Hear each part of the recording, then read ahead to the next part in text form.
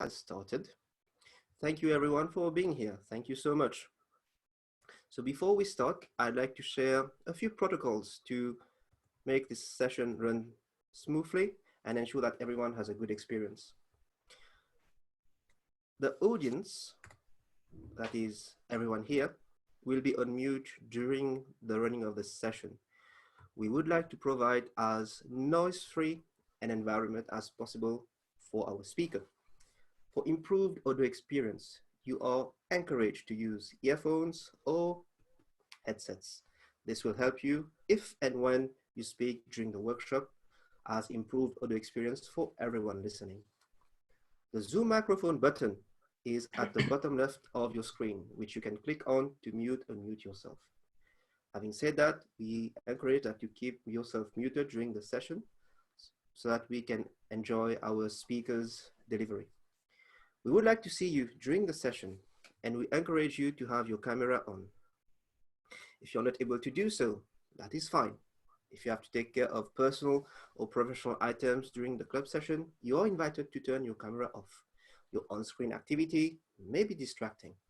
This session is being recorded for educational and or PR purpose. If you would not like to be recorded, please turn your video feed off.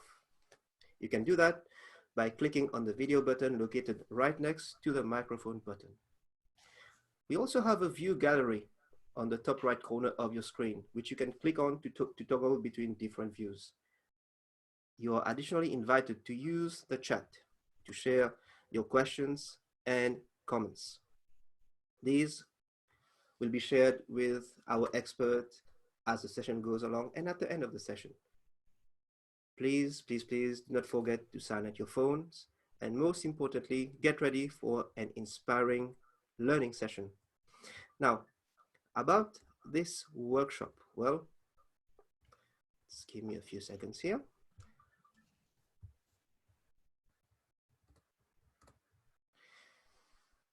What you're going to have today is a transformational learning session on impact leadership, during which participants will learn how to make an impact, how to be an impact leader in a globally connected world.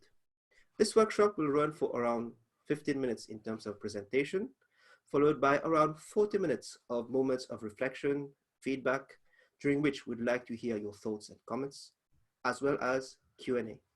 Now, if you have to leave after the workshop, we understand, and we welcome you to stay on till the end. This specific event is powered by Firebirds Collective Online. Firebirds Collective is the first online advanced club. Our members have leapt from the stage to the screen, and we come together online from the comforts of our home, of our office. What makes Firebirds unique? Well, the sun truly never sets on Firebirds Collective. We are a global club with members joining from countries over 5 continents. We start in the Eastern Hemisphere on one week and move to the Western Hemisphere the next week. As you go along around the world and back, we hope that you can make a stop and join us at Firebirds Collective Online. You can find out more about us at the links that are going to be shared with you shortly in the chat. And yes, we do have a few members from Firebirds Collective. About this workshop, about our workshop leader, well, international BrandYOU coach, author, speaker, and communication strategist, Lorraine Taylor, holds a Bachelor of Arts degree and a diploma in education from the University of Colorado, USA, as well as a postgraduate diploma in business and a postgraduate diploma in education e-learning from Massey University, New Zealand, where she also won the Top Scholar Award twice. She is a distinguished Toastmaster. She is the winner of a 3rd place of the 2017 International Video Speech Contest in 2017. And she has been a past president of Firebirds Collective Advanced Online Club, combining 30 years of cultural and second language experience in 5 different countries. Wow.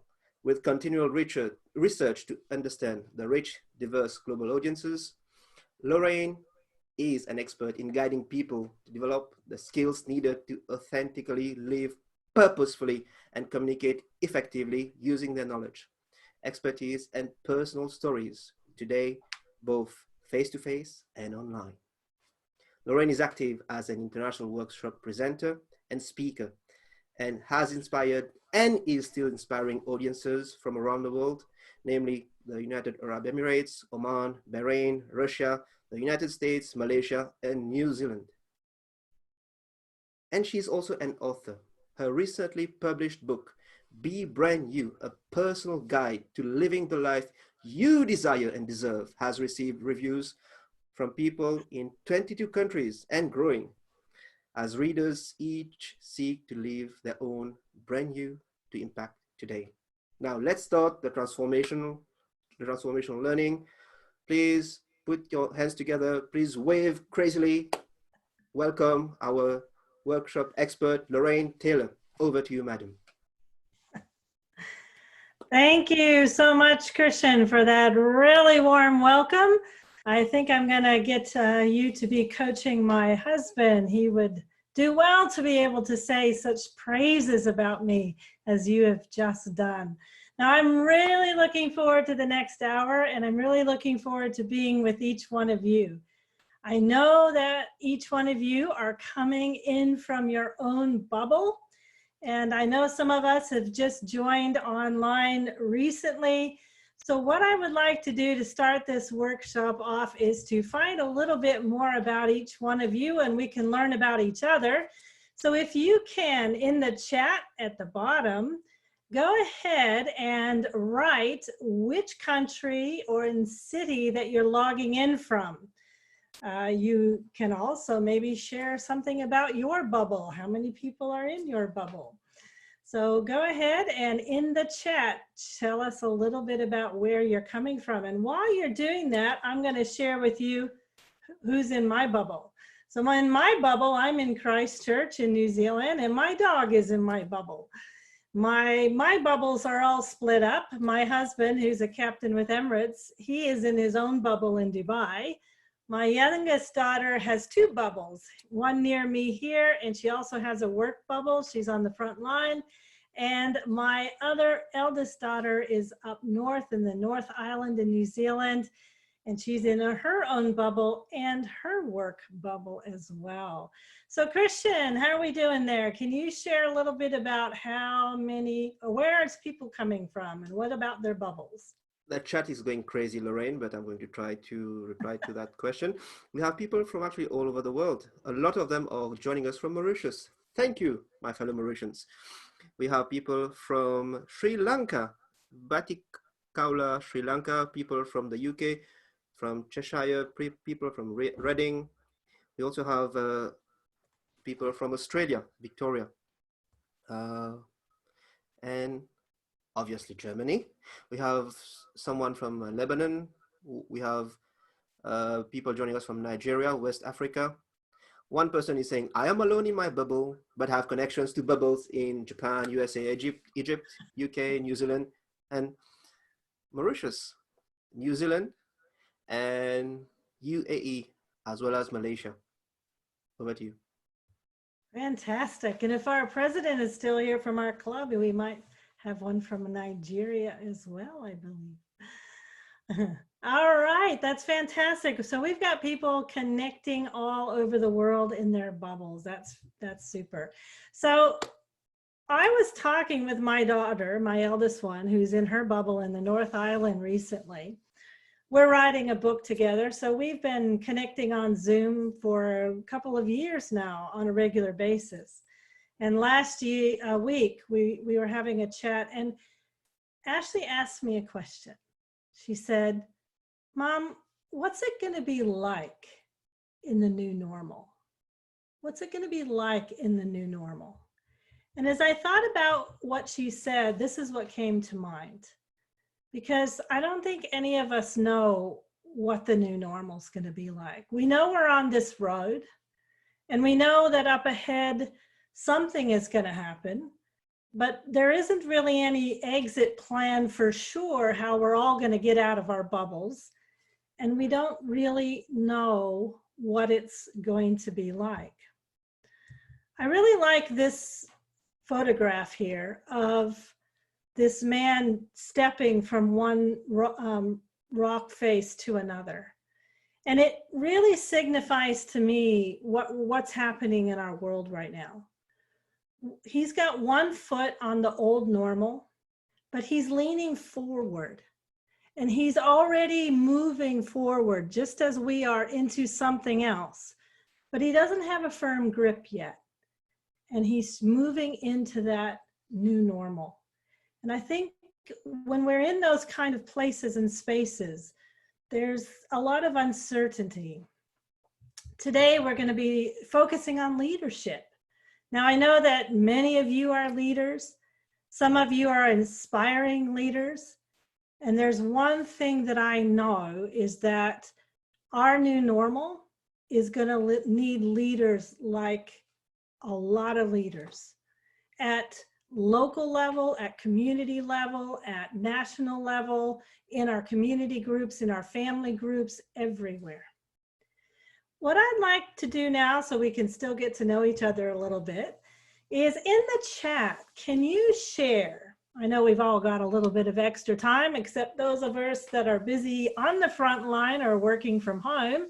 But if you've had any chance to have any, if you know any leadership books or any podcasts or any online courses that have inspired you, can you now add those into the chat? So any books or podcasts, online courses, anything that inspires you to be a leader. So I'll let that run a little bit and let Christian catch up. So Lorraine, the titles have started to come in. We have Great. Leadership from John Maxwell, which I've personally read, and I think it's a good read. We have The Leader Who Had No Title from Robin Sharma. Dare to Be Great, I think, from Brené Brown. Good to Great, Triggers. So those titles are coming up. Those are really excellent reads. Someone mentions a podcast from Mind Valley by Srikumar Rao, Exponential Growth. Thank you so much. We also have How to Start Living and Stop Worrying by Dale Carnegie. Someone talks about an online course, ULab Leading from the Emerging Future. Good to Great by Jim Collins. Design Thinking course from Insights for Innovation. 15 Laws of Growth, John Maxwell. Awaken the Giant Within by Tony Robbins. Jack Canfield books. Any Jack Canfield books. Leadership Matters. So there's a lot of titles related to leadership, to the popular leadership gurus and motivational speakers and trainers out there. That's fantastic, Christian. Thanks for that. And thanks for everybody putting that in the chat. And you can have a look at that as that's going as well. So we've got a really wide variety of people. And what I love is that we've all got people that are keen to know about leadership. And as I said, there's one thing we're going to need as leaders in our new normal. Can I ask you one more question before we go on, just to get to know each other a little bit? What leadership positions have you had or do you have at the moment? Can you pop those into the chat? What kind of leadership positions do you have or have you had? And let's have a listen there, Christian. What do we have?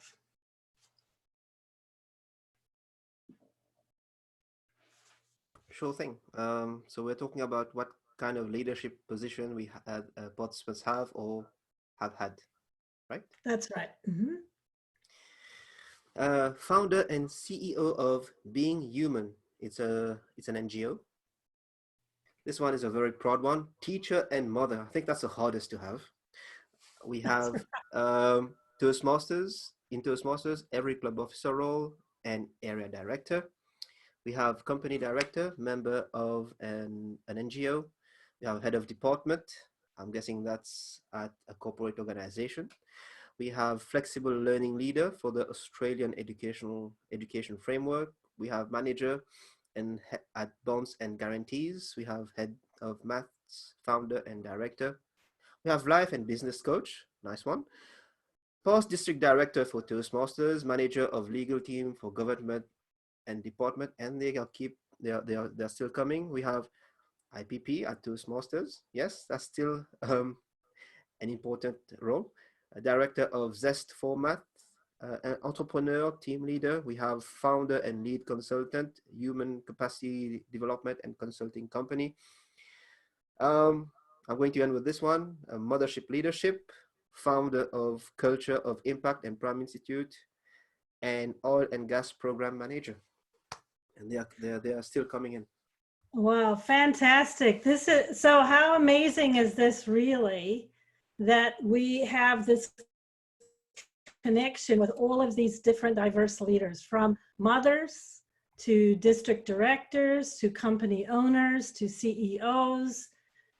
We have a huge range of people and coming from all walks of life. After I end up speaking, we're going to have time for you to share your stories and your reflections, and that's going to be a really rich time with all this diversity that we have here. So I want to move on now again to one thing that I know that we're going to need as we move forward. As I said, we're going to need leaders, but there's really a specific type of leader that we're going to need more than anything in the new normal. And that leader is an authentic leader. This whole concept of authentic leadership is something that has gotten speed in the last couple of years. And I think it is going to be so important in the new normal. Can we get in the chat, people just giving a word or two words, a thought? What characteristics do you use to describe an authentic leader? So what comes to mind when you think of an authentic leader? And I encourage you to spread your ideas out about leadership. It does start in the family. It starts in the home. People that are single and don't have family around them, it might be their friend groups, it's community groups, it's nonprofits, it's companies, it's business owners, it's national level, it's international organizations. So Christian, what are we getting? What characteristics of authentic leaders do we have? Wow, this is a powerful question, Lorraine, and I'm going to start. We are getting genuine, trustful, innovative, creative, honest, that came out as well, vibrant, supportive throughout, integrity, vulnerable, good communicator, empathetic. We have transparent, honest, integrity, compassion, integrity, committed, people over process, approachable, honest, servant leader. And I'm going to end there because the list is, they're just piling up the characteristics. Thank you for that. Well, that's fantastic. I think the one thing we're going to have, Christian, is after I finish with this, is that we're going to have a really vibrant sharing session because we've got so much input, so much diversity. But let's move on to what I really want to focus on today is to me, I've worked with leaders, I've been in leadership positions, I've had friends that are leaders, and I've had great conversations with them. And there are three key characteristics of an authentic leader that I believe are going to be the key characteristics of the authentic leader in the new normal. And these three characteristics include this: that the authentic leader in our new normal is going to know their value. And that means that you will know the values that you live by, and that you will be able to share those values online, because many of us are now moving online, in your families, in your businesses, in your communities, as we move forward. That's going to be one. The second one is they know their potential. An authentic person knows their potential. They know that they can realize that potential through lifelong learning. We as humans, it's in our DNA. This is just how we're made up. We want to learn. We're knowledge hungry. We want to find out how we can do better. We want to innovate. And that is what is going to make the new normal a great place to be. Then the third characteristic of our authentic leaders is that they, especially in the new normal, is that they will know the power of the story. Right now, the situation that we have in our world is that our human links are being broken. We are not touching each other anymore, which is a human need. That's been broken. We're in our bubbles. Even when we move out into the new normal, we are going to not be touching each other. Many people will stay in remote jobs. And this is something that, as the leaders of tomorrow, we need to deal with. And how can we connect? We can connect by being authentic. We can be our true selves, and we can share our stories. Our stories are the magic that is going to connect human to human. Now, I want to share 3 stories with you about those 3 characteristics. And the first story is about me growing up. So I grew up in Colorado in the United States, and some of you might know where California is. And if you travel east, you bump into some mountains, and those mountains roll across the western part of the United States, and they suddenly stop. And then it goes flat to Kansas. And I grew up on the last mountain before it went flat to Kansas. And I grew up near 2 small towns, and our house was in the countryside. And we had some land, and I had a crazy mom, and she loved gardening. She loved her flower garden. Her flower garden was out front of the house. And every spring she planted her flowers. And when people would come over, she would pick the flowers, put them together, and give them to the people as a bouquet. She would take bouquets of flowers when she visited people. And there was always flowers on our table. In the back of our house, she had a vegetable garden and a strawberry patch. And she loved working there. In the summers, it was still light at 9 o'clock, and she would still be in there. Now, when I was a teenager, let me be honest, I did not think that what my mom was doing in living her life was that she was authentically living her values. I didn't think when I was a teenager that she was going to be impacting the way that I would lead and how I would be in my life in years to come. But she did. And as I grew up and I learned things about leadership, I realized the impact that my mom made. And it was because she lived her values. She lived her values as a nurturer. She was a nurturer. And I understood what nurturing leadership teams meant. I got a picture in my mind because she talked to me when she would plant the seeds. And she would tell me that when you plant something, you have to wait for weeks before you even see it pop up above the ground. And she told me that we would have to wait even for months for that plant to bear fruit. Her nurturing and how she lived her life made me realize what leadership quality that she was showing. She was also a nurse. She was a nurse that led her team of nurses on her floor. And she worked with patients that were dying. And they had 6 months to live. And she nurtured the families of those people. Our values run deep through everything that we do when we're authentic. And right now, some of the values that you hold should be seen in your bubble, especially if there's people that are in your bubble, or if you're connecting with other bubbles. Think about that. What are the values that you're showing at the moment? And what values do you want to show as you move into that new normal? The second story I want to share with you is a story about Matt.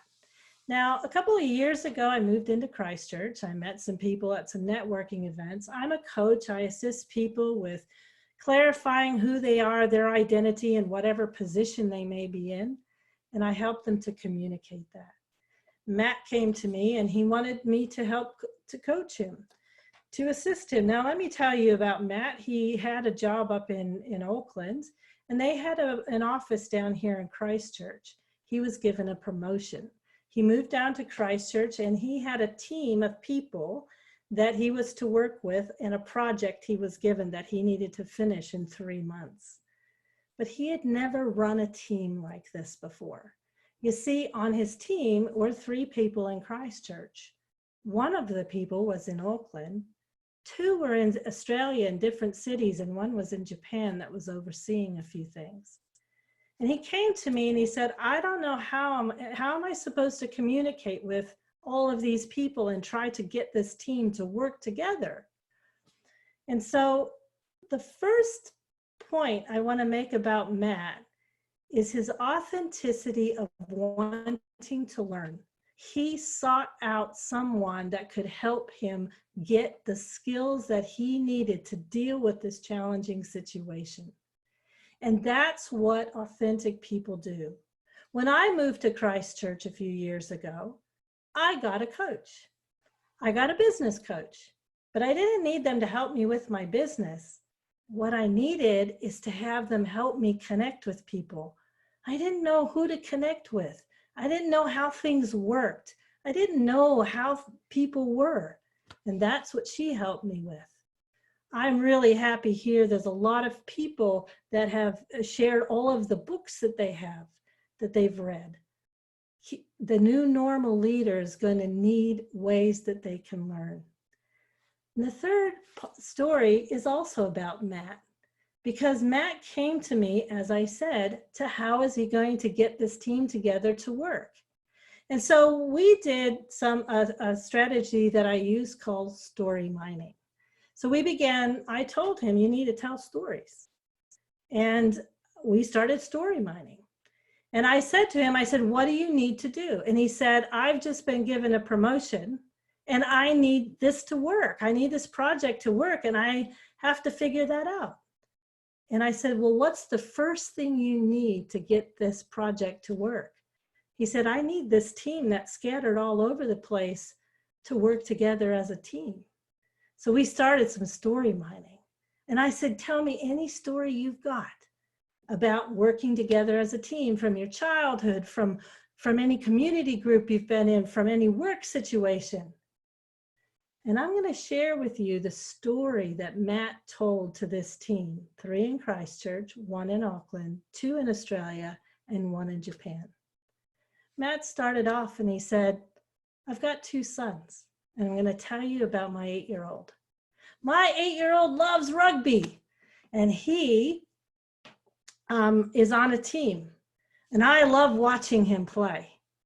And every Saturday, I never miss a game. His coach, when he was 8 years old, he wanted those boys to get the best technique, and he drilled them on technique. And he told them, you need to be the best at that technique. And they did. They really improved. They got really good at technique. And there was a lot of competition between them to be the best at the technique.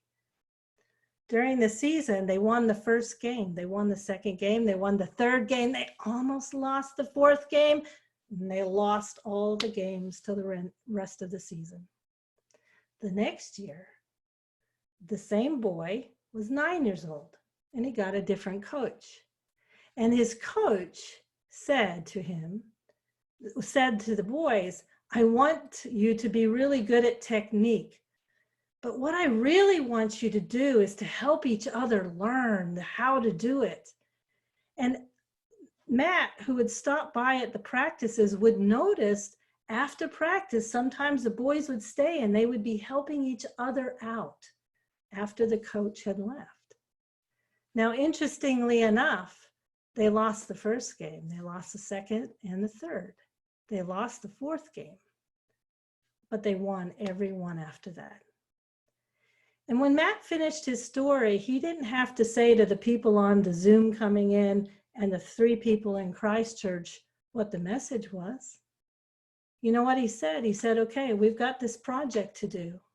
He says, what do we need to do? And all of them said, online and in the room, We need to work together as a team.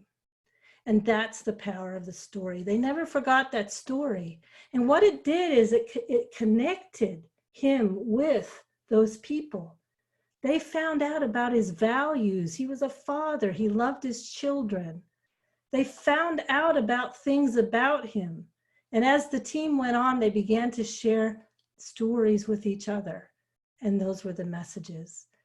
And as you start thinking about being that authentic leader in the new normal, what kind of stories are you going to share? Do you have a process by which you can collect your stories? Do you have a story chest that you put them in? I really encourage you to do that, because that's what we need for authentic leaders moving on in a world that's been broken of human connection. Before we move on into our next step we're going to take, I'm just going to ask Christian, is there anybody that needs anything, anybody new come in the room, or any questions that we've got, Christian? There's one question at the moment. The question is related to what you just shared, and it is the following. Is it okay if I share my personal life stories in a professional environment? And what would be the do's and don'ts? Where is the limit? Okay, the question, yes, is do we share our personal stories in a professional environment? Well, I study a lot about storytellers and what they do, and actually the personal stories are the ones that connect. The people that are out there really working at business and corporate level are finding personal stories. Does that mean that if you're going to tell stories, you have to share those deep, dark secrets that you don't want anybody to share about maybe a family member like your wife or your husband, about the fight that you had? No, you don't need to share those stories. So you want to share stories that really have, that can be used in the correct setting. But I would say don't be afraid of using personal stories. If you feel it's okay, it's not hurting the people that the stories are about. Any other questions, Christian? There's no question. There's one comment from Yes. the UK. I love the concept of story mining. What are some of the best key practices for story mining to really strike gold? It's actually a question.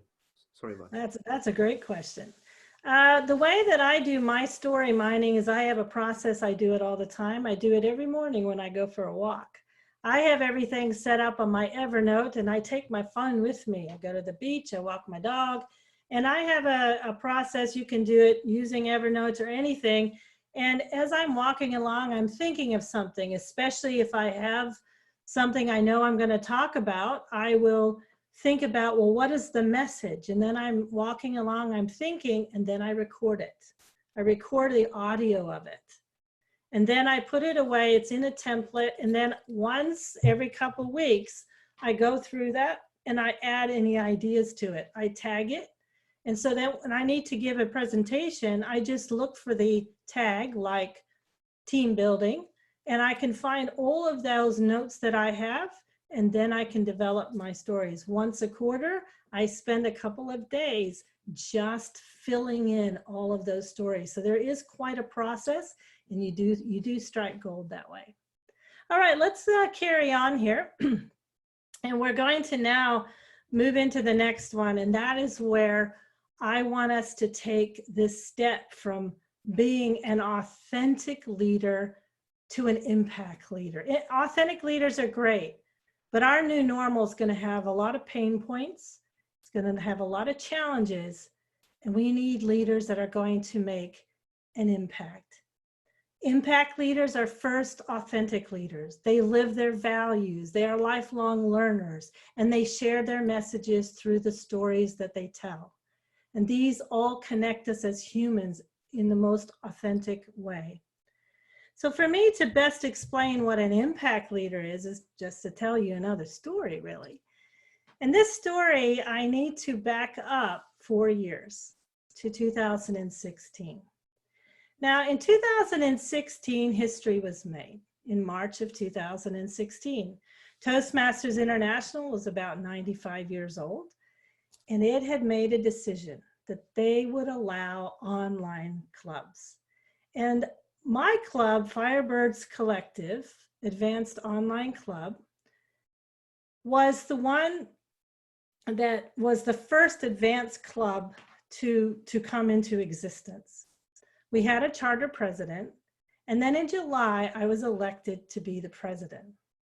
Now, I'd been president before, I'd run leadership before, I was fine with it, but I had never run a team like this or a club like this, because literally we had people all over the world.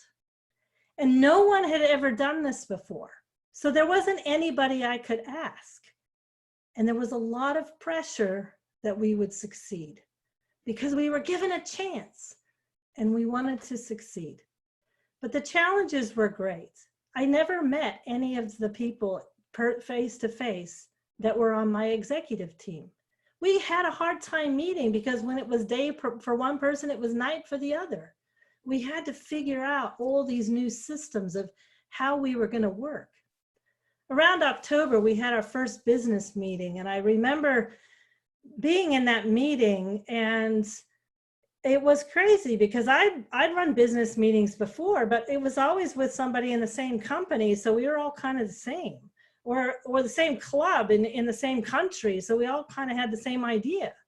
But I didn't realize the differences in diversity that existed, and because we were an advanced club, these were leaders from all over the world. They had their own ideas. They wanted to do it their way.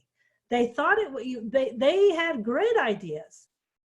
But the thing was that I was left at the end of that business meeting thinking, oh my gosh, this is crazy. How do I try to figure this out when I can't go and have a coffee with somebody? I can't get everybody together in one room, really. How do we do this? It went okay. We did okay with the business meeting, but it was a struggle. And the next day I woke up and I was thinking about it, and I got an email from one of our new members. His name is Bob. Now I knew about Bob. Bob was 94 years old. So anybody thinking they're too old to learn a new thing, don't ever think that. So Bob joined us, Bob Blakely, and he was a past international president. And he sent me an email. And in that email, Bob said to me, he said, I'm not going to tell you how to run your club because you're doing a fine job of that. But what I'd like to do is to mentor you on how to manage a global team.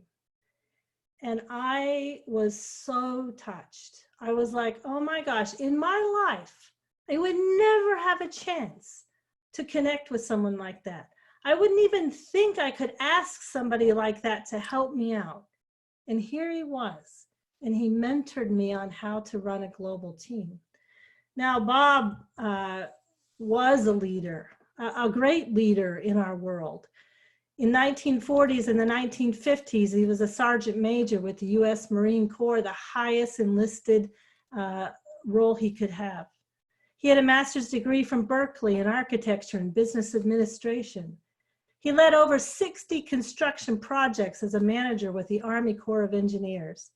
He was the past Toastmasters International president in 1976, 1977, where he helped change bylaws to allow women to be part of Toastmasters, because up until then it was a men's organization. And he extended the Toastmaster International reach to Africa and to Europe. And something that we found out when he passed away the next year, when we had a story session that went on for 3 hours, and we invited all the people that he had influenced in his life, he was a father and a grandfather and a great-grandfather. And his grandchildren, they talked to us and they shared the stories about him and the impact that he had on their life. And I want you to just listen again, and then I'm going to tell you why he is an impact leader and how we can use him as a model for going forward. The day after that business club meeting, he sent me an email and he said, I am not going to tell you how to run your club. You're doing a fine job. Surely, with his qualifications, he could have come in and run the club or told me how to do it. But he said, no, I don't want to do that. But I will mentor you on how to manage a global team. And this is the definition of what an impact leader is an impact leaders see leaders all around them. And number 2 is they are aware and they are responsive to their needs. And they are also authentic leaders. They are authentic leaders to the point that Bob learned as he went at the age of 94. And here he is giving his 3rd speech in our club. And he did something that before that I even did, is he figured out how to use the green screen. And here he is preparing to start his speech. You can kind of see the green screen in the back. His speech is all about the Toastmasters International headquarters in California being moved to Denver. And his idea is he's going to stand in front of the Denver headquarters with it in the back because that's going to be on his green screen. His speech starts and there we go. We have the Denver headquarters all over Bob. And we started laughing and he realized something wasn't quite right. So he stopped his speech. And as a good leader, he said, well, I know something's wrong and I don't know how to fix it. So I'm going to wait until you guys can tell me what to do. And people got in, we stopped the timing, we figured it out, and we got to him so that he had the Denver headquarters behind him and he finished his speech. Authentic leaders don't know everything. They can be introverts, they can be extroverts, they can just find out what they need to know. In our world that changes so much and in a new normal that's very, very foggy ahead, we're going to need to learn new things and we're going to make mistakes and we need to find help around us. Impact leaders. The definition of an impact leader is that they see leaders all around them. And that means right now in your bubble, some of you have your children. And those children are future leaders. And when we see leaders around us in our businesses, in our managing positions, we see them and then we are responsive to their needs. And impact leaders are authentic leaders. And I really believe that each one of you is going to take that step to be an impact leader because that's what our world needs right now. That's what it needs. In 20 years' time, if I'm lucky to be here, and if you're all lucky to be here, I can imagine maybe we'll all get together on Zoom or whatever virtual reality system that we're going to be in, and we can have conversations. And the conversations in 20 years are going to be, remember back in the day when we all lived in our bubble? Because in 20 years' time, the new normal will be normal, and it will be all clear to us. But I want to ask you a question right now. What are people going to say about the impact that you had as a leader in your family and in your community, both professionally and personally in 20 years' time? And what is your next step right now to becoming that impact leader? We are halfway through, we're in this kind of bridge between. What is your next step? What do you need to focus on? Maybe you need to focus on your identity and what are your values. You've never really clarified that, or it's been so long. I really encourage you. What is it that you want people to perceive you as? And now many of us are online. So we need to look at that perception too and how we are coming across. We also need to think about, you will think about your potential. Maybe that's what that's your next step, is to realize, no, I really need to be a lifelong learner. I need to set up some goals over the next year, maybe while I'm in my bubble, to move forward. And maybe you're at a stage where you've realized, gosh, I just haven't committed my time to writing my stories now, but I know the world is broken of human connection. And the way we're going to connect is to be human again and to share the stories with each other and to listen to each other's stories.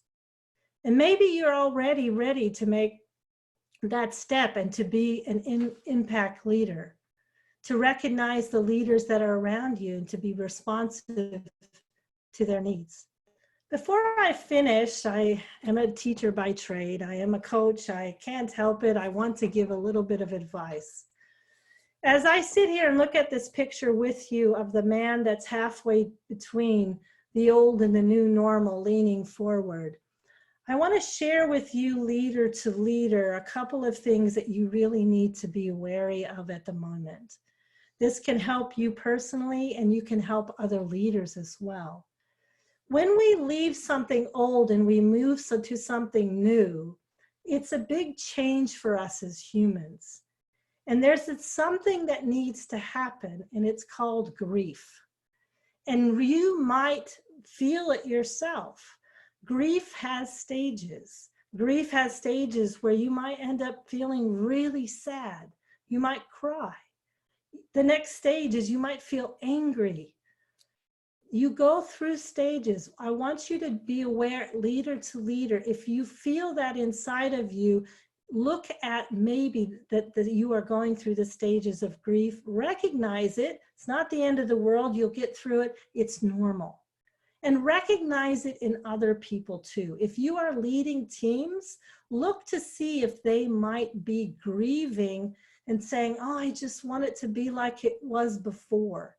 And don't say things to your children or to your work, people on your work teams of, don't worry about before. We have to move on. We have to go. No, we have to go through the stages of grief. So allow that to happen if you need to. The other thing that happens when we move from one kind of environment that we're in and we move to another one is that it can affect our identity. Not only can it affect your identity, but if you are an impact leader and you are responsive to other leaders, you have to be very aware of the effect on their identity.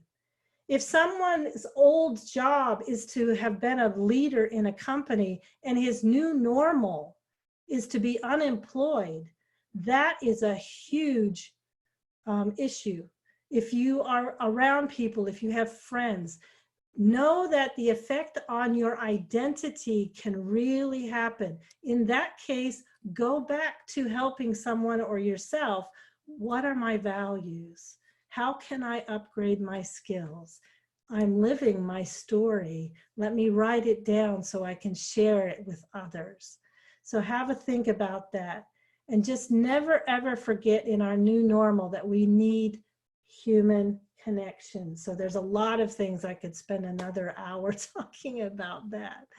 So I just want to thank you all for taking this time with me to spend it here in your bubble, and so we can all be together with our bubbles here in Zoom. I really, really, from the bottom of my heart, wish you the best as you add great value to the people around you. And I encourage you to be authentic and to take that step to impact leaders. I can't say enough that our new normal needs authentic and leaders that make an impact. I'd like to stay in touch with those of you that I don't know here for sure. There will be a survey that will be passed out. There's ways to connect with me, so you can do that. I want to say a really special thanks to Firebirds Collective, who is sponsoring this. I want to give a big shout out to Christian. He's been the back end of all of this. lots goes into preparing this, marketing it, and all the back end to a Zoom conference call like this. So very much thank you, Christian, for that. And before I hand you back to Christian, I'm going to read a quote to you. I'm going to read it twice, and then Christian is going to take over. And the quote is this: leadership is about making others better as a result of your presence and making sure that that impact lasts in your absence.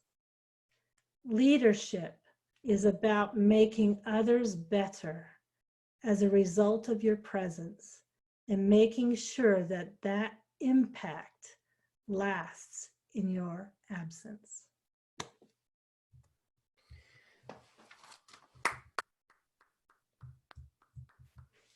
Thank you so much, Lorraine. And I have to say, I hate it because I'm the admin as well. Because I just wanted to take notes and notes and notes. I've got 2 pages of notes. I'm going to try to summarize what Lorraine has shared with us in this session. And I think some of you are going to tell me, why is it so short? Can we have more sessions like this from Lorraine? So Lorraine, watch out for those requests coming your way. So to start, what do we look for in our leaders? Lorraine engaged us with that question, one of those questions that she started with, and there were so many values, so many characteristics. And that's what we look for in our leaders. And then Lorraine moved on to sharing a leadership lesson, how we learn those lessons from people who are close to us, and sometimes we forget. And she took the case of her own mother, and that was powerful. The takeaway for me in that moment was 3 feet from gold. You can be 3 feet from gold, and it's actually the title of a book, and still don't realize what you have in your hand, and look for that everywhere else. Thank you, Lorraine. Lorraine also mentions the values that we look for.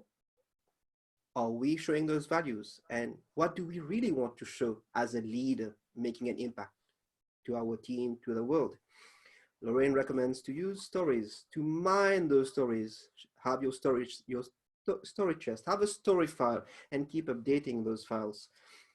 Lorraine then moves on to talk about what makes an authentic leader. And she took the example of, wow, Bob Blakely. I have the privilege to say that I saw Bob Blakely online at Firebirds. I was in awe, I was shocked. I was asking myself, can I do that when I get to that moment of my life? And that's just awesome. The takeaway here is, I'm not going to tell you how to run your project. Allow me to mentor you. And it's not, let me mentor you, it's allow me to mentor you. So powerful. That is an impact leader who sees leaders all around themselves, who are aware of the need of their team, of others, and they don't know everything. So they ask for help, they keep learning, they keep discovering, and they keep being of service. Lorraine also invites us to think about our legacy. I know I've got 2 kids at home, and all the time I'm thinking about, what do they see in me? Am I a good father? So it's the same thing for our child, for our team, for the people who we serve. Think about them. And the next step that we want to think about is when we're moving from the old normal to the new normal, especially at this moment in our global life. How do we want to be perceived? What is the potential we have to grow as an impact leader? We should take time to identify and go over our griefs, if we have those, and help others do the same. And we also should think about the impact, this change that is happening right now in the world. How does it affect the people in our team, in our lives? Let's think about that. And the takeaway here is, let's keep growing, let's keep upgrading, let's make an impact over the world. Thank you so much, Lorraine. I hope I've been able to summarize your workshop. I know it's not enough. I'd like to remind our participants that in the chat, you have the link to the survey. It's going to take 3 to 5 minutes. And in that survey, you will see at the top of the page, you have all the links that you want. You have the links to Firebirds Collectives. You have the link to Lorraine. You have her branding page.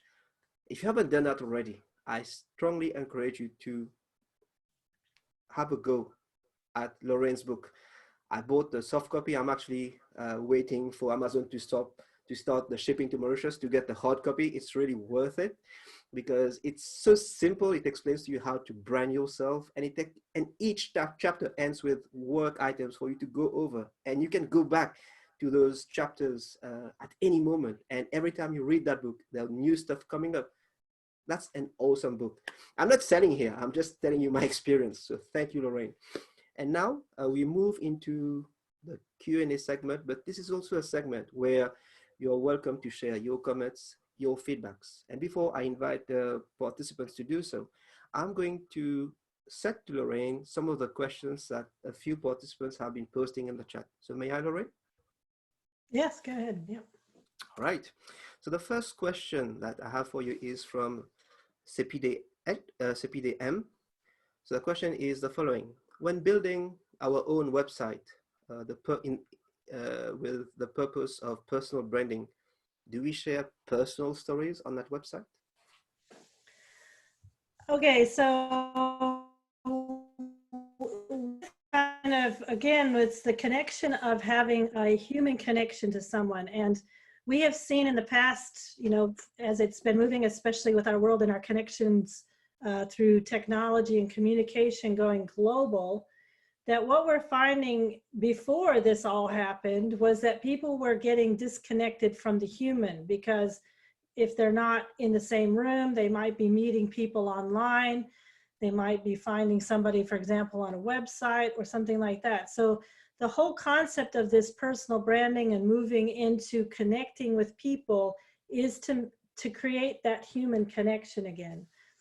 One of the ways that I do it is that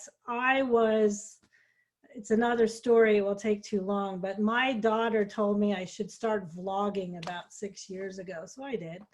And I ended up doing 90 vlogs.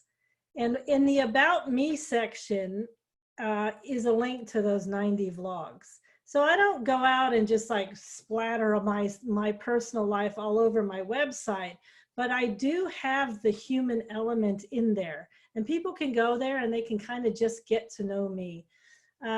We sometimes think that we need to come up with a wall, but as we see the world changing, even in leadership, that really we're all over the place and we need to have that human connection. So somewhere show it, but yeah, I think I answered that, Christian.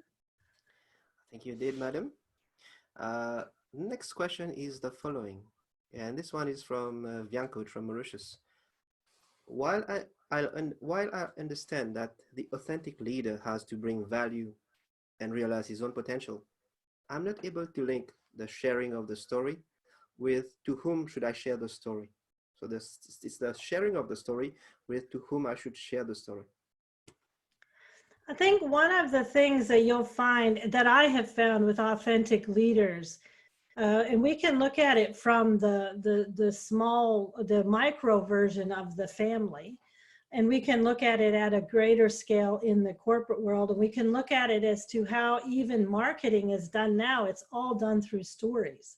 So what is the connection? The connection is that you build up you find a way to share your messages through your stories, because that's the way humans have always lived. This is just in our DNA. It was really interesting. I know this is a story just about my family, but it was a couple weeks ago. In fact, my youngest daughter said to me, you know, Mom, it's really strange, but I actually find myself doing things and then I stop and I'm like, why did I do that? Or why did I think that? And she said, I realized I'm doing this is because you used to tell me this when I was a teenager. I can guarantee you teenagers don't listen, or you think they don't listen. But just by telling stories and whatever you do, it can happen in any environment. And it's a way for us to connect. So it can happen in a social way. It can happen in a more formal way. It's up to that. Thank you, Lorraine. Next question is from Carol from Australia. How do we use our impact leadership to maintain our patience when we are out in the front and those we want to follow us are reluctant? So how do we maintain our impact leadership? Especially when there's the reluctance, I think there's, I mean, you can offer your leadership, you can offer it to people, but they don't always take if you feel like that's what they're leading. I mean, it's a matter of, I don't try to think of the best way to answer this. I kind of wanted to say that you need to just really look at what you're doing and see if what you're doing is adding some value. If it is adding value, just go ahead. I'll go back to my daughter. I'll go back to a lot of people. People don't always realize what you're doing through the mentorship. And even by becoming that person that just gives of themselves and is responsive to the needs, it's not always people will take it when they want it, but they'll take it, especially online now. We can have a lot of the things available for people to access it. Down to the way we learn, we want to learn when we want it and where we want it. So it's not always what we develop, it will be used immediately at that stage, but it is still there and accessible. Thank you, Lorraine. Next question is from Sharif. How do we differentiate between an authentic leader and a fake leader? I'm putting the voice presence here as well. So how do we differentiate between an authentic leader and a fake leader? At times, fake leaders have the power to show that they are authentic, and something that doesn't really work out. Yeah, I think that's always going to be the case. I think, but I don't think it can happen as much anymore. We are really becoming open books, and I mean, people can find a lot about you in any different way. If you, there's ways they can find online, there's ways that we can talk to people. I also think that as humans, and I know as humans, that we have, if we really listen into it, an inner voice. And we can really feel that inner voice and hear that inner voice, and we begin to sense who is authentic, who is genuine, who is honest, and who's not. And even if we find people that aren't genuine and they're not honest, or maybe they're not being a great leader, it's not as if we have to say, oh my gosh, that's not somebody I want anything to do with, but we recognize that that's the stage that they're in. Everyone's in their own growth stage in their own way. So it's a matter of staying true to who you are and beginning to listen to the inner voice to recognize it. Thank you, Lorraine. And by the way, there are a lot of thank you, Lorraine, popping up in the chat. And I'll share the comments in a while. But the next question is from Nalina.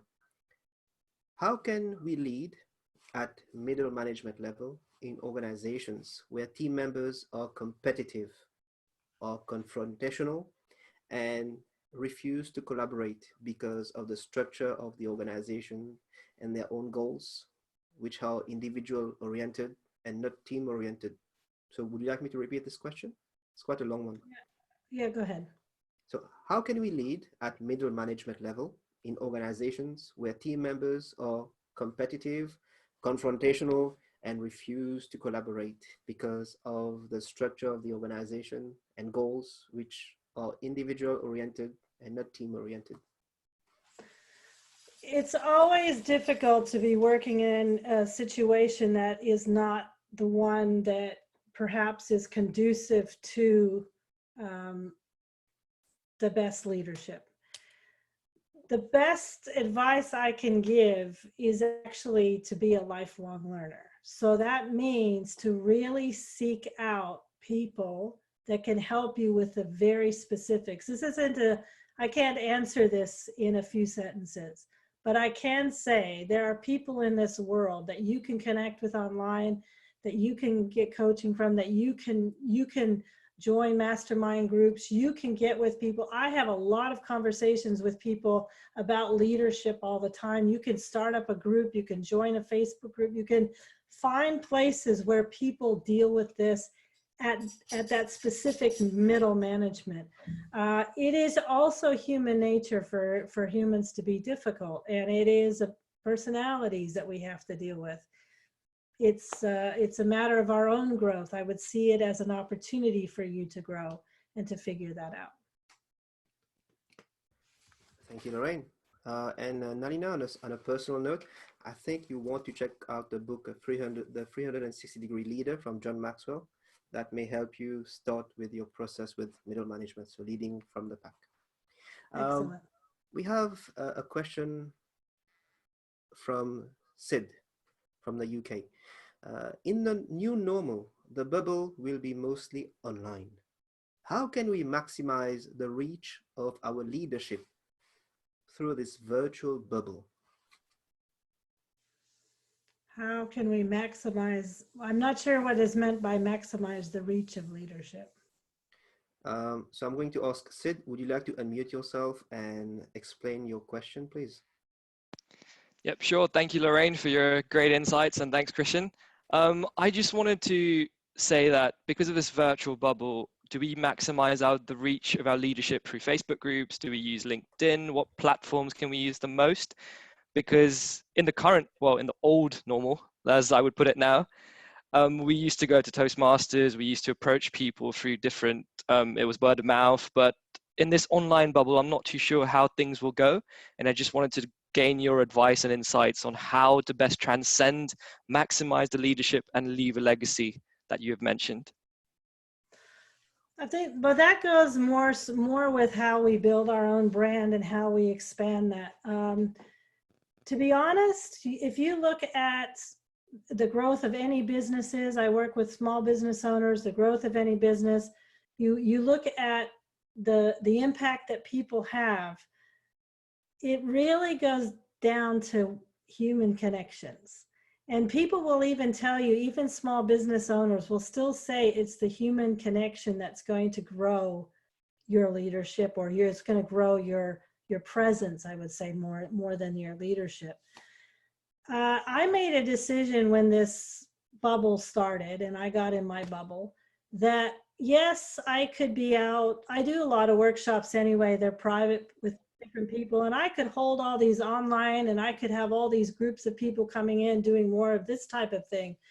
I've decided in the last 4 weeks to focus on a couple of projects, and I spend quality time every week, an hour or 2 hours with specific key people in my life. And when you begin to connect mode by mode by mode with these people, you build that really, really, really kind of steel connection. And it really is wanting to spend time with people. And so I think there is this thing of wanting to be in all these big Facebook groups, wanting to connect, but you really have to limit yourself. I've had to say no to a lot of things. Right now, I'm kind of in quiet mode because I'm focusing on my projects, but those relationships will still hold, if that answers your question. Thank you, Lorraine. So Christian, I think it would be really nice maybe instead, the questions are great, but I'd love to actually have you open up the mics and have people maybe share some of their stories, share some of their ideas, and share things that I said that they might have other ideas about or experiences that we could have a general learning from each other. Sure thing. So I'm going to invite anyone who would like to share their comment and feedback, either, raise your hand on the screen or raise your hand in the participants window. And we have Samir Malak who wants to share.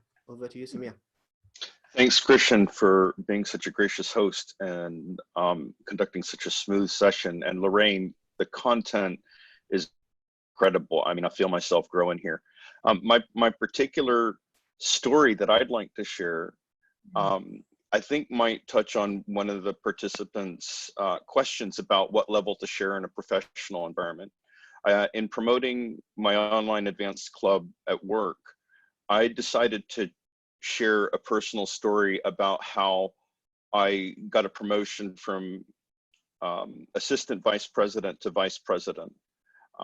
I knew it was something that a lot of people had questions about, but it was a particularly vulnerable moment for me. It took me 2 years, and by sharing the journey that I went through, the personal journey of learning to begin acting as a vice president beforehand, to equip my manager to make a case for me to get the promotion. That was a long journey that helped me to actually gain that promotion over 2 years. And the amount of feedback that I got from people in that, by being vulnerable, taking that risk, sharing my journey, inspired them and helped them to get clarity on how they could grow as well. So I think there are opportunities to share those personal stories in a professional environment that can have an impact. Thank you, Samia. If you'd like to share, anyone from the audience, either raise your hand visually on the screen or raise your hand in the chat. And we have Sadika Kebi. I'm going to unmute yourself. You can start speaking, madam. Hello, Lorraine. It's been a Hello, long my time. dear. I know. I miss you. I miss you a lot.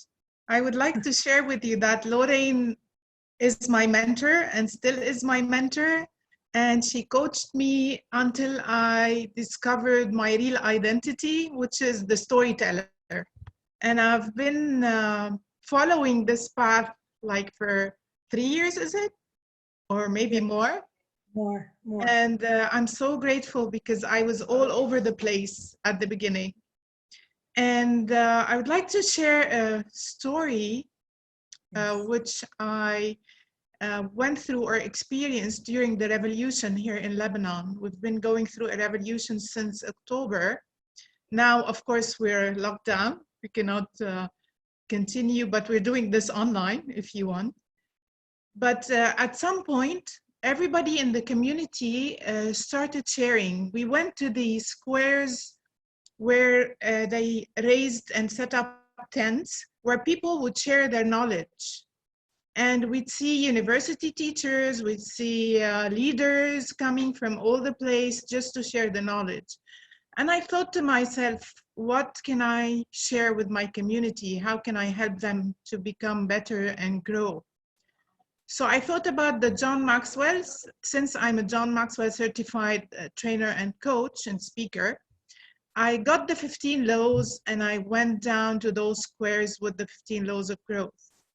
And I started sharing those laws with the underprivileged in my country, the most underprivileged, and most of them are illiterate, by the way.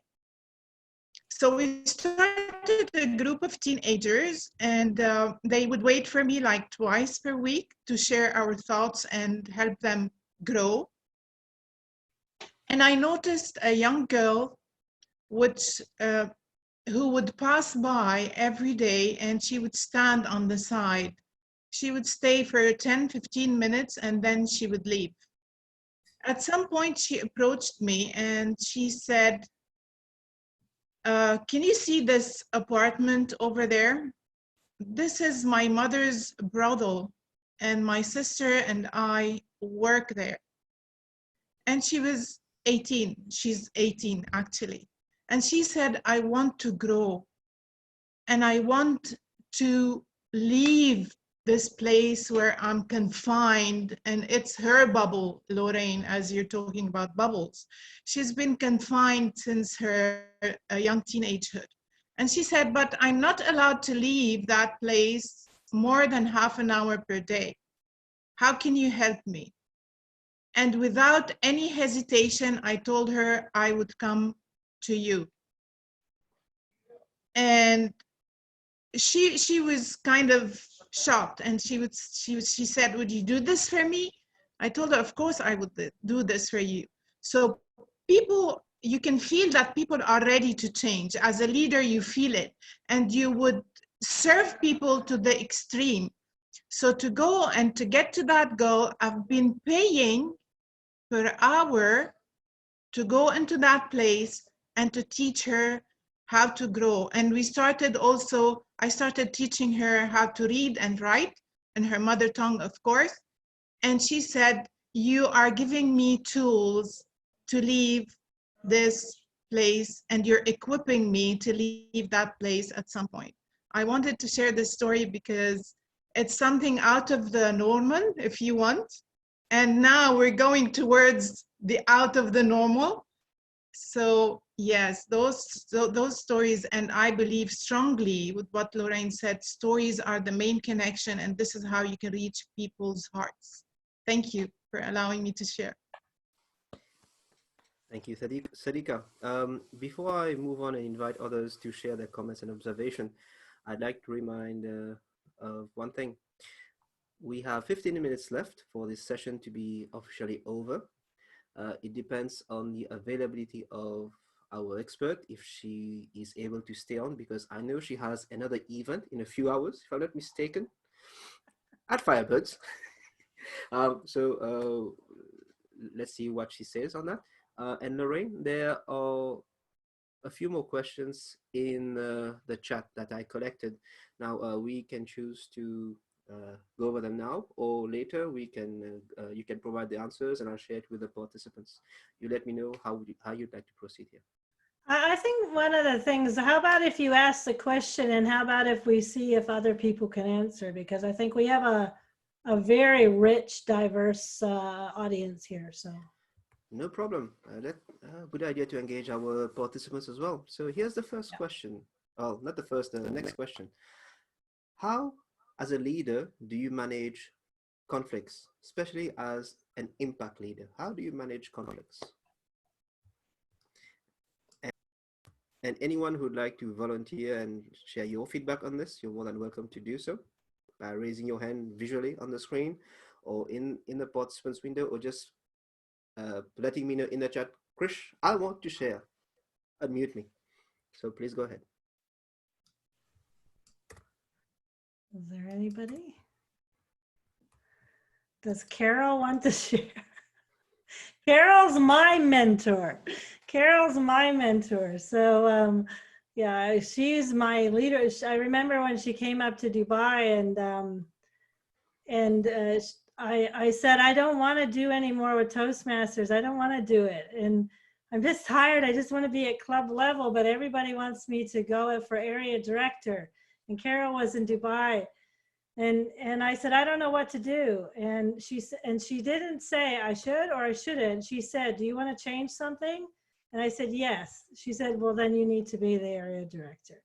So I think you are a good change leader, Carol. Maybe you can, and that as always has to do with conflict.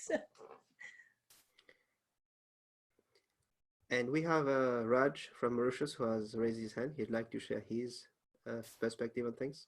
Okay, Hi, Raj, yeah. thanks for having me. Looking back at this, it reminds me of a story. I was a banker for Barclays many years ago, and prior to coming to Mauritius. And the thing about being a banker when you're very young on the sales floor and you have lots of people there twice your age and not willing to listen to you makes a big difference. You know, it's like going against the waves. And my boss then, for those of you who know him, was Bob Diamond, a great mentor, a brilliant salesman. And he sat me down and he said to me, if you want people to follow you, or if you want to appease critics and make sure people listen to you, there's two things you need to bear in mind. The first things, ask yourself, are you happy doing what you're doing right now? If you're happy doing what you're doing, then stay where you are. It forms part and parcel of what you're supposed to be doing. But if you're not happy with it, and you think these critiques, these conflicts are doing too much for you, then go and find your happiness somewhere else. As long as you're happy, that's where you need to follow. But then when I realized what he was saying, I loved the job. I didn't want to leave the job. It's not external factors that are going to conflict internal factors. So what I decided to do was to take off my boss hat and then put on a blank hat that says, I could be your friend, I could be your listener, I could be. Then I started talking to these gentlemen. Then they explained to me that they were scared. The reason they were scared is some of them knew the stock market for the last 20 years. And these new qualification that came out, this new requirement that was there, they couldn't hack it. And me being a new kid on the block, qualified as a financial advisor, I'm also a chartered financial analyst, it was very scary. The fact that I knew what I was doing and I was very analytical, they couldn't handle the fact that somebody as old as their son would be telling them what to do. So then I sat down and I told them, look, I may know the figures, I may know the strategy, but I don't know the journey, and I need you to guide me. That completely changed the situation. We became friends, and I said to them, look, I'll give you the tools you need to carry on for what you may need. You give me the light for the roads that I don't know yet. And then together, sadly, 2008, the crisis happened, but I'm still friends with them, and I'm still coaching them in other parts of their life. And that showed me that if I gave in and thought my emotions were right and I would have left, I would never have found my happiness. My happiness was doing what I did. I went to university to learn what I did. And I thought, wow, this is it. And when I opened up to these guys, not as a boss, not as a manager, not as somebody superior, but as another employee, they realized I was no different to them. And then I opened up. It's the fear factor that they may be kicked out the door if they didn't have what I had that really caused the friction. So I think it's more the same tools that we've been doing for centuries, millions of years, communication. If we put ourselves in a more disciplined manner, yet empathetic, we are able to close the gaps and walk over the bridges and be able to have friends for life. And I think that story, I always remember whenever I go, even in Mauritius, I'm fairly new in Mauritius, and the way the culture is here is not the same as in Europe. So I have to, again, adopt the hat, and I'll find out from them, what is it? Then I realize the culture is different. In London, when I say to somebody, be there for 9 o'clock, it means 8:55. But in Mauritius, sadly, if you say to somebody 9 o'clock, it's 9:30. So obviously then I've got to realize that, yes, it's not the same as you grab a tube or grab a train and you're there. No, some people live on the other side of the mountain and the bus doesn't come straight through. It has to go all the way winding and winding. So I had to adjust. But sometimes that happiness inside, it's not just my happiness, but it's all around me. Thank you. Thank you, Raj. Thank you for sharing. My takeaway here is you're never too old to learn and never too young to teach. And as an impact leader, we have to open up, trust our team to trust us. And I have to say that time management in Mauritius is slowly improving. Thank God for that. Thank you, Raj. Carol Mitchell has raised her hand. Carol, please share. Thank you, Christian. Hi, everyone. I'm the Carol that Lorraine talked about a few moments ago. So I would just like to share a few of my thoughts that may help with some of the questions that I've seen through this chat. I manage a large remote team and am also a past district director in Toastmasters. So I've seen lots of conflict and lots of leadership challenges along the way. My golden rule for myself, and I always say to people, is to SFTU. Now, some people might think that's going to be a naughty couple of words, but it's not. It is seek first to understand. Seek first to understand. Understand yourself. You have to know yourself before you can understand anyone else. So take the time to understand what it is that triggers you, what your values are, what your story is, what you have to offer before you can help anyone else. Number two, and I don't know, I hear some British people here. Does anyone, or is anyone familiar with a British television program called Come Dine With Me? Okay, so think about Come Dine With Me, and we get people coming and connecting together that are strangers, and they're trying to show each other their skills, but it's also a competition. And you watch them do some really strange things. They have people coming to their home for the first time in a competition, and they try something they've never tried before, right? They think, oh, I'm going to cook this dish. I've never tried it before. So right when it's a really competitive moment, I'm going to try something new. As a leader, make that your new normal. do come dine with me. You have to try new things as a leader to make your competitive edge, your value proposition come through. And that is leadership, trying something new. Try quickly, fail quickly, but give it a go. Thank you, Carol. Just to resume what Carol has shared, try and fail, but don't fail to try. And seek first to understand, then be understood. So those are the takeaways from me. I'd like to just quickly share the last question that I have, and everyone who would like to chip in, just let me know. So it goes like this. It's from Umulinga from Mauritius. What advice would you have to help leaders that have to manage the confusion in teams because of the amount of fake information that we receive these days? So that's the question. Would anyone like to have a go? Do you want to repeat it again, Christian? Sure thing. I was going to do that. I'm going to repeat it again. What advice would you have to help leaders that have to manage the confusion in teams caused by the amount of information, of fake information that we receive these days? And there's an example. At the start of the day, we read news of a potential catastrophe, but it takes time to verify that information and what is actually going on. And the team needs to be productive and not panic during the time it takes to verify that information. I keep saying let's not panic before we know it for sure, but it does not work well. So what advice would you have to help those leaders who have to manage that kind of confusion in their team?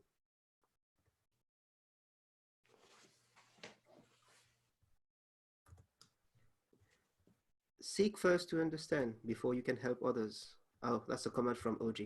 Thank you, OG. So who would like to have a go? Yeah, Raj. Please go ahead, Raj. I'm going to share a story with you that I learned years ago when I worked for a different bank, and there was a lot of issues there because of a takeover. And the confusion was, how do they work with so many things happening? How do they work with different people? How do they work with turnover, with takeovers? And then one of my mentors there told me a story of Gandhi. And the story goes like this, that there was a mother who wanted her son to stop eating candy and other sweets. So she went to Gandhi and said to Gandhi, after waiting a long time in the queue, and she said to Gandhi, look, my son is very disobedient. He does everything I want apart from one thing, and that's he eats too much candy, too many sweets. Please tell him not to eat. So Gandhi takes a good look at the son, up and down, and says to the mother, come back in 2 weeks. Okay, so they went. 2 weeks come back, and then Gandhi says to the boy, please stop eating candy. So they're about to leave, and just before they left, the mother turned around and said, but Mr. Gandhi, why 2 weeks? And he casually replied, do you know, I love sweets as well. And not to confuse you or anybody else, I have to be able to stop eating sweets myself in order for me to tell you to stop eating sweets. So if I can't do something myself, how can I tell you to do it? So if I've got a storm in a teapot and I can't handle it, how can I tell others that are supposed to be following me to handle it? So I applied that at work, and I sat down with every single one of them one by one and went through with all their issues, everything that they feared, everything they wanted. And it was just little things, silly little things that they heard, rumors that they will all be kicked out, and things about how when the merger will happen, they cannot have duplicate jobs, etc., etc. So obviously it comes down to a little bit like we talked about earlier, it's the fear factor. When people aren't sure what's going to happen, where they haven't got a picture in front of them of the future, they tend to start sabotaging their own success. They start to create all these things in their mind. Oh my God, what will happen? What will happen? So I end up doing what Gandhi did and looked inside myself first. Will I be kicked out? Will I lose my job in the merger? What will happen to me? Because I am here and they're following me. Obviously, it's not the little guys that will go first. It's the top management because we cost a little bit more. So when I find out information about me, I had no fear, then I shared that with them. So I tend to tell everybody, when the moment of confusion happens, take the advice of Gandhi. If you can do what you're supposed to do, others will follow. But if you can't do it yourself, don't expect anybody to follow you. Thank you. Thank you, Raj. Thank you so much. And I have to sadly inform our participants that we have reached officially the end of the workshop. I think if I leave it open, people will keep staying here till I go to bed, which is a good thing and not such a good thing. I'm going to invite you, if you have any more comments, if you want to have more sessions like this from Lorraine or from Firebirds Collective, send me an email. I'm going to post my email in the chat. I've again reposted the survey link that Lorraine has set up in the chat. You have all the informations from Firebirds Collective, from Lorraine in that survey. Have a look at it, reach out to Lorraine. One feedback for you, Lorraine, one of the participants just bought your book and she's going to go through it. So that's a good feedback. That was secretly one of my goals, to see who would go for that. So that worked as well. That's amazing. I'm going to resume what I took away from this session before I leave everyone off and I stop the recording. As an impact leader, we have to try new things. We want to also practice the values that we want to see in others, we look up to in others. We want to be authentic. We should be sharing our life lessons through personal stories. We do not tell, but we offer our service. We should practice seeing leaders all around us. We should ask for help if we need help. We should keep improving. We should keep growing. Those are my takeaways from this session. Be an impact leader, practice your leadership, keep growing. Thank you everyone for being here. Lorraine Taylor, thank you so much. On a side note, I will reach out to you to be my mentor when I do lead a global organization, because I'm going to win from that. Everyone, wish you a good afternoon, evening, a good morning, wherever you are, and thank you for being here.